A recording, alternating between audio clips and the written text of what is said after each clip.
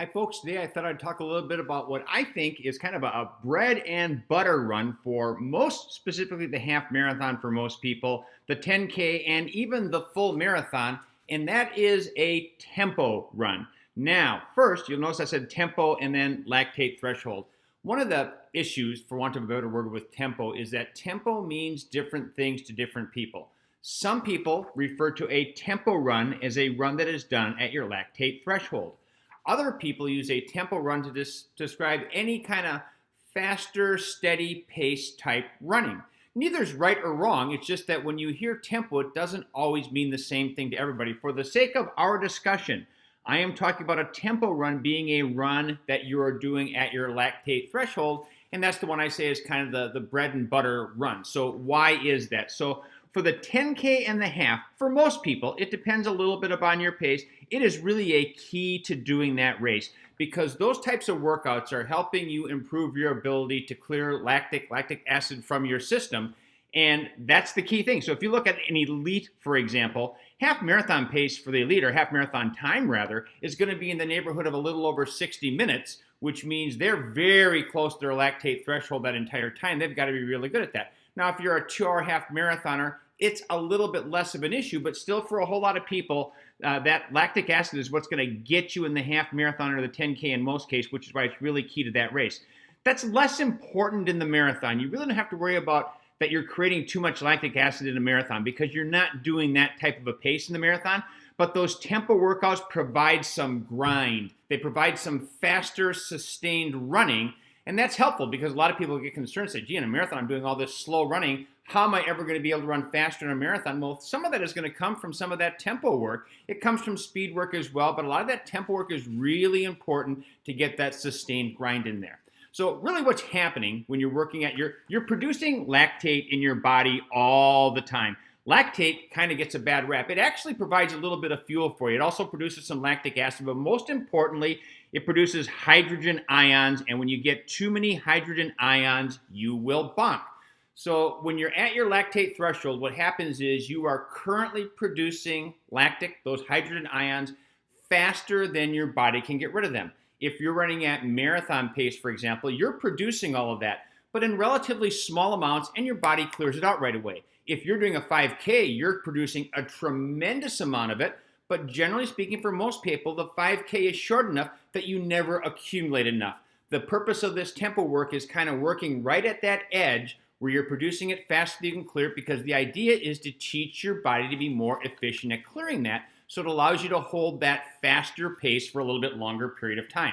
Now with the tempo runs, it's really key to get the right effort. If you're too fast, you may struggle with the workout because you may be producing the lactate too fast and you can't get it cleared out of your system in time. If you do it too easy, you're not working on the edge. That being said, unless you've got somebody that's doing testing on you all the time, and you can buy kits that tell you how much lactate you're producing. I'm not recommending anybody buy those, but you can. So for the elites, they do testing. They know right where to do that. For the rest of us, we've got to kind of gauge where we should be. When in doubt, you're a little bit better off to be a little bit too easy than too fast. A little too easy, you're still producing a lot of it and getting it cleared out. But if you go too fast, you might overproduce and not be able to get the workout, and struggling through the workout is never going to help you. So what is the right effort? Well, if you put your race times into a pace calculator, they will attempt to tell you what your lactate threshold tempo pace is.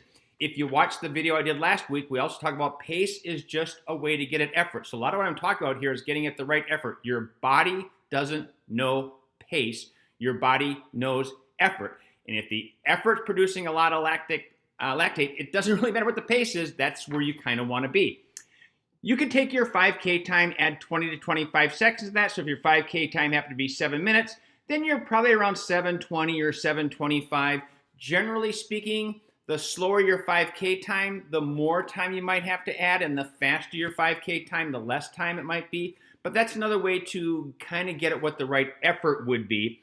Tempo runs are known as comfortably hard. I will tell you, they're never comfortably hard for me. They usually feel like, oh my gosh, this is hard. But it should be an effort that towards the end is feeling comfortably hard. It never feels that way at the very beginning, but as you sustain it, it's what's known as a sentences pace.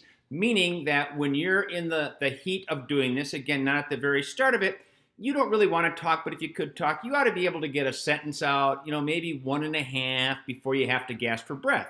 If you're doing a tempo run and you're talking to somebody and you have to kind of get a breath every few words, then the effort is too hard. On the other hand, if you can spit out 2-3 sentences, then the effort really isn't hard enough. And then finally, if you like heart rate, it's about 88 to 90% of your max heart rate. Keep in mind, if you're using heart rate, that heart rate is a lagging indicator, meaning you're probably not going to be at that 88 to 90 at the very beginning of that. You've kind of got to get eased into that.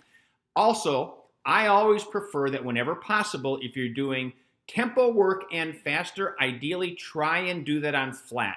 Why? It's much easier to try and control your effort on flat than hills. If you have to have hills, you have to have hills.